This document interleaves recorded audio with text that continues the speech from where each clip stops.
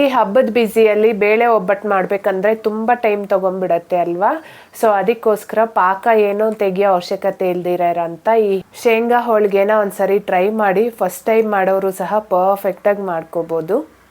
ತುಂಬ ಪ್ರೋಸೆಸ್ ಏನೂ ಇಲ್ಲ, ಒಂದು ಅರ್ಧ ಗಂಟೆ ಟೈಮ್ ಇದ್ದರೆ ಸಾಕು ಈ ಹೋಳಿಗೆ ಮಾಡೋದಕ್ಕೆ. ಮೊದಲಿಗೆ ಇದನ್ನು ಮಾಡೋದಕ್ಕೆ ಒಂದು ಮಿಕ್ಸಿಂಗ್ ಬೌಲ್ಗೆ 2 ಕಪ್ಪಷ್ಟು ಗೋಧಿ ಹಿಟ್ಟನ್ನು ಹಾಕ್ಕೊತಾ ಇದ್ದೀನಿ. ಈಗ ಇದಕ್ಕೇ ಒಂದು ಸ್ವಲ್ಪ ಉಪ್ಪನ್ನು ಸಹ ಸೇರಿಸ್ಕೊಂಡು ಒಂದ್ಸರಿ ಚೆನ್ನಾಗಿ ಮಿಕ್ಸ್ ಮಾಡಿಕೊಂಡು ಬೇಕಾಗಿರೋಷ್ಟು ನೀರು ಹಾಕಿ ಇದನ್ನು ಚಪಾತಿ ಹಿಟ್ಟಿನ ಹದಕ್ಕೆ ಕಲಸಿಟ್ಕೋಬೇಕು. ಅಂದರೆ ಒಂದು ಸ್ವಲ್ಪ ಸಾಫ್ಟಾಗಿರಬೇಕು. ನಾವೆಲ್ಲ ಈ ಪರಾಟಾಗೆಲ್ಲ ಮಿಕ್ಸ್ ಮಾಡ್ತೀವಲ್ಲ ಅಷ್ಟು ಸಾಫ್ಟಾಗಿದ್ದರೆ ಸಾಕು. ಇದೆಲ್ಲ ಚೆನ್ನಾಗಿ ಮಿಕ್ಸ್ ಮಾಡಿದ್ಮೇಲೆ 1-2 ಸ್ಪೂನಷ್ಟು ಎಣ್ಣೆನ ಸಹ ಹಾಕ್ಕೊಂಡು ಮತ್ತು ಈ ಎಣ್ಣೆ ಎಲ್ಲ ಹಿಟ್ಟಿಗೆ ಚೆನ್ನಾಗಿ ಹಿಡಿಯೋವರೆಗೂ ಮಿಕ್ಸ್ ಮಾಡಿಕೊಂಡು ನಾದ್ಕೊಂಡು ಕಲಿಸ್ಕೋಬೇಕು. ಹೀಗೆ ಮಾಡೋದ್ರಿಂದ ಹೋಳಿಗೆ ಗಟ್ಟಿ ಆಗೋದಿಲ್ಲ, ತುಂಬ ಸಾಫ್ಟಾಗಿ ಬರುತ್ತೆ. ನೋಡಿ, ಹಿಟ್ಟನ್ನು ಈ ಹದದಲ್ಲಿ ಕಲಸಿಟ್ಕೊಂಡು ಒಂದು ಸ್ವಲ್ಪ ನೆನೆಯಕ್ಕೆ ಬಿಡೋಣ. ಅಷ್ಟರಲ್ಲಿ ಹೂರ್ಣನ ರೆಡಿ ಮಾಡ್ಕೊಳ್ಳೋಣ. ಈಗ ಸ್ಟವ್ ಮೇಲೆ ಒಂದು ಫ್ರೈ ಪ್ಯಾನ್ನ ಇಟ್ಕೊಂಡು ಗೋಧಿ ಹಿಟ್ಟು ತಗೊಂಡಿದ್ನಲ್ಲ ಅದೇ ಕಪ್ಪಲ್ಲಿ 1 ಕಪ್ಪಷ್ಟು ಕಡಲೆ ಬೀಜನ ಹಾಕ್ಕೊಂಡು ಲೋ ಟು ಮೀಡಿಯಮ್ ಫ್ಲೇಮಲ್ಲೇ ಇಟ್ಕೊಂಡು ಚೆನ್ನಾಗಿ ಹುರ್ಕೋಬೇಕು. ಕಡಲೆ ಬೀಜ ಚೆನ್ನಾಗಿ ಲೋ ಫ್ಲೇಮಲ್ಲೇ ಹುರಿದ್ರೆ ರುಚಿ ಚೆನ್ನಾಗಿರುತ್ತೆ. ಈಗ ಕಡಲೆ ಬೀಜನ ಪೂರ್ತಿ ತಣ್ಣಗಾಗಕ್ಕೆ ಬಿಟ್ಟು ಅದೇ ಫ್ರೈ ಪ್ಯಾನ್ಗೆ ನಾವು ಕಡಲೆ ಬೀಜ ತಗೊಂಡಿದ್ವಲ್ಲ ಅದೇ ಕಪ್ಪಲ್ಲಿ 1/4 ಕಪ್ಪಷ್ಟು ಬಿಳಿ ಎಳ್ಳನ್ನು ಹಾಕ್ಕೊತಾ ಇದ್ದೀನಿ. ಇಲ್ಲಿ ಬಿಳಿ ಎಳ್ಳನ್ನು ಅರ್ಧ ಕಪ್ವರೆಗೂ ಬೇಕಾದರೂ ತೊಗೋಬೋದು. ಇದೆಲ್ಲ ಚೆನ್ನಾಗಿ ಚಟಪಟ ಅಂತ ಸಿಡಿಯೋವರೆಗೂ ಫ್ರೈ ಮಾಡ್ಕೊಂಡಾದ್ಮೇಲೆ ಇದನ್ನು ಸಹ ಪೂರ್ತಿ ತಣ್ಣಗಾಗಕ್ಕೆ ಬಿಡಬೇಕು. ನಂತರ ಸಿಪ್ಪೆ ಬಿಡಿಸಿರೋ ಅಂಥ ಕಡಲೆ ಬೀಜದ ಜೊತೆನೇ ಇದನ್ನು ಸಹ ಹಾಕ್ಕೊಂಡು ಇದಕ್ಕೇ 4-5 ಏಲಕ್ಕಿನ ಸಹ ಹಾಕಿ ಒಂದು ಮಿಕ್ಸರ್ ಜಾರಿಗೆ ಹಾಕ್ಕೊಂಡು ಆನು ಆಫ್ ಮಾಡ್ಕೊತ ಇದನ್ನು ಗ್ರೈಂಡ್ ಮಾಡ್ಕೋಬೇಕು. ಒಂದೇ ಸರಿ ತಿರುಗಿಸ್ಬಿಟ್ರೆ ಎಣ್ಣೆ ಬಿಟ್ಕೊಂಡ್ಬಿಡತ್ತೆ, ಸರಿಯಾಗಿ ಗ್ರೈಂಡ್ ಆಗಲ್ಲ. ಜಸ್ಟ್ ಆಫ್ ಆನ್ ಮಾಡ್ಕೊತ ಗ್ರೈಂಡ್ ಮಾಡಿಕೊಂಡ್ರೆ ನೋಡಿ ಈ ರೀತಿ ಪುಡಿ ಪುಡಿಯಾಗಿ ಬರುತ್ತೆ. ಈಗ ಇದಕ್ಕೇ ನಾನು ಕಡಲೆ ಬೀಜ ತೊಗೊಂಡಿದ್ನಲ್ಲ ಅದೇ ಕಪ್ಪಲ್ಲಿ 1 ಕಪ್ಪಷ್ಟು ತುರಿದಿರೋ ಅಂಥ ಬೆಲ್ಲನ ಹಾಕ್ಕೊತಾ ಇದ್ದೀನಿ.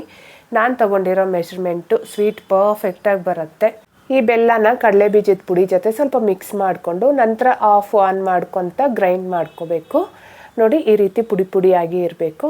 ನಂತರ ಇದೆಲ್ಲ ಚೆನ್ನಾಗಿ ಹೊಂದ್ಕೊಳ್ಳೋವರೆಗೂ ಒಂದು ಸರಿ ಮಿಕ್ಸ್ ಮಾಡಿಕೊಂಡು ಇದಕ್ಕೆ ಸ್ವಲ್ಪನೇ ತಣ್ಣೀರನ್ನ ಹಾಕ್ಕೊಂಡು ಇದನ್ನು ಚೆನ್ನಾಗಿ ಕಲಿಸ್ಕೋಬೇಕು. ಮೊದಲಿಗೆ 1 ಸ್ಪೂನಷ್ಟು ನೀರನ್ನು ಹಾಕ್ಕೊಂಡು ಚೆನ್ನಾಗಿ ಮಿಕ್ಸ್ ಮಾಡಿ ಮತ್ತೆ ಬೇಕಿದ್ದರೆ ಮತ್ತೆ 1 ಸ್ಪೂನ್ ನೀರನ್ನ ಹಾಕ್ಕೊಂಡು ಮಿಕ್ಸ್ ಮಾಡ್ಕೋಬೇಕು. ಒಂದೇ ಸರಿ ತುಂಬ ನೀರು ಹಾಕಿಬಿಡಬಾರ್ದು, ನಾವು ಬೆಲ್ಲ ಹಾಕಿರೋದ್ರಿಂದ ಬೇಗ ಅದು ಮೆತ್ತಗಾಗೋಗುತ್ತೆ. ಸೊ ನನಗಾದರೆ ಒಂದು 3 ಸ್ಪೂನಷ್ಟು ಮಾತ್ರ ನೀರು ಇಡಿಸಿದೆ. ನಾವು ಬೇಳೆ ಒಬ್ಬಟ್ಟು ಅಥವಾ ಕಾಯಿ ಒಬ್ಬಟ್ಟಿಗೆಲ್ಲ ಹೆಂಗೆ ಹೂರಣ ರೆಡಿ ಮಾಡ್ಕೊತೀವಿ ಅದೇ ಕನ್ಸಿಸ್ಟೆನ್ಸಿಯಲ್ಲಿ ಮಾಡಿಕೊಂಡ್ರೆ ಆಯಿತು. ಈಗ ಸ್ವಲ್ಪನೇ ತಗೊಂಡು ಈ ರೀತಿ ಉಂಡೆಗಳನ್ನ ಮಾಡಿ ರೆಡಿ ಮಾಡಿ ಇಟ್ಕೊಂಡು ತೆಗೆದಿಟ್ಕೋಬೇಕು. ನಾನಿಲ್ಲಿ ಒಂದು ಸ್ವಲ್ಪ ದೊಡ್ಡದಾಗೆ ಮಾಡ್ಕೊಂಡಿದ್ದೀನಿ, ಇನ್ನು ಚಿಕ್ಕದಾಗೂ ಬೇಕಾದರೂ ಸಹ ಮಾಡ್ಕೋಬೋದು. ಅಷ್ಟರಲ್ಲಿ ಹಿಟ್ಟು ಸಹ ಚೆನ್ನಾಗಿ ನೆಂದಿದೆ, ಒಂದು ಸ್ವಲ್ಪ ಸಾಫ್ಟ್ ಸಹ ಆಗಿದೆ.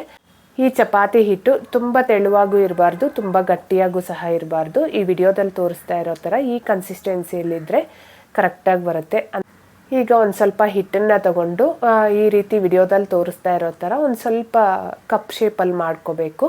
ಆವಾಗ ಹೂರಣ ಮತ್ತು ಹಿಟ್ಟು ಸಪ್ರೇಟ್ ಆಗದಿರ ಎರಡು ಒಂದೇ ಈಕ್ವಲ್ ಆಗಿ ಎಲ್ಲ ಕಡೆ ಸ್ಪ್ರೆಡ್ ಆಗುತ್ತೆ.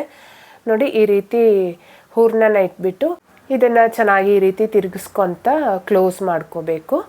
ಇದನ್ನು ಪ್ರಾಕ್ಟೀಸ್ ಇರೋರಾದರೆ ಆರಾಮಾಗಿ ಮಾಡ್ಕೊಂಡ್ಬಿಡ್ಬೋದು. ಫಸ್ಟ್ ಟೈಮ್ ಮಾಡೋರಾದರೆ ಒಂದು ಸ್ವಲ್ಪ ತಾಳ್ಮೆಯಿಂದ ಈ ರೀತಿ ನೀಟಾಗಿ ಕ್ಲೋಸ್ ಮಾಡಿಕೊಂಡ್ರೆ ಹಿಟ್ಟೆಲ್ಲೂ ಹೊರಗಡೆ ಬರ್ದಿರ ನೀಟಾಗಿ ಎಲ್ಲ ಕಡೆನೂ ಸ್ಪ್ರೆಡ್ ಆಗುತ್ತೆ. ಈಗ ಒಂದು ಸ್ವಲ್ಪ ಎಣ್ಣೆ ಅಥವಾ ತುಪ್ಪನ ಕೈಗೆ ಸವರ್ಕೊಂಡು ಈಕ್ವಲ್ ಆಗಿ ಈ ರೀತಿ ತಟ್ಕೋಬೇಕು. ಈ ವರಮಹಾಲಕ್ಷ್ಮಿ ಹಬ್ಬದ ಟೈಮಲ್ಲಂತೂ ದೇವ್ರನ್ನ ಕೂರಿಸೋದು, ಎಲ್ಲ ರೆಡಿ ಮಾಡೋದು, ತಿಂಡಿಗಳನ್ನ ಮಾಡೋದು ಇದರಲ್ಲೇ ಬ್ಯುಸಿ ಇರ್ತೀವಲ್ವ. ಸೊ ಬೇಳೆ ಒಬ್ಬಟ್ಟು ಕಾಯಿ ಒಬ್ಬಟ್ಟು ಮಾಡಬೇಕಂದ್ರೆ ಪಾಕ ತೆಗಿಬೇಕು, ಟೈಮ್ ಆಗುತ್ತೆ ಅನ್ನೋರು ಆರಾಮಾಗಿ ಈ ಒಬ್ಬಟ್ಟನ್ನ ಒಂದು ಅರ್ಧ ಗಂಟೆಯಲ್ಲೇ ಮಾಡ್ಕೊಂಡ್ಬಿಡ್ಬೋದು. ಈಗ ಸ್ಟವ್ ಮೇಲೆ ಹೆಂಚನ್ನ ಇಟ್ಕೊಂಡು ಚೆನ್ನಾಗಿ ಕಾದಾದ ನಂತರ ಸ್ಟವ್ನ ಮೀಡಿಯಮ್ ಫ್ಲೇಮಲ್ಲೇ ಇಟ್ಕೊಂಡು ಒಬ್ಬಟ್ಟನ್ನ ಹಾಕಿ 2 ಕಡೆ ತುಪ್ಪ ಅಥವಾ ಎಣ್ಣೆನ ಹಾಕ್ಕೊಂಡು ಬೇಯಿಸ್ಕೊಳ್ಳೋದಷ್ಟೇ. ಇದು ಸ್ವಲ್ಪ ಡಿಫ್ರೆಂಟಾಗಿರೋದಷ್ಟೇ ಅಲ್ಲದೆ ಹೆಲ್ದಿಯಾಗೂ ಸಹ ಇದೆ.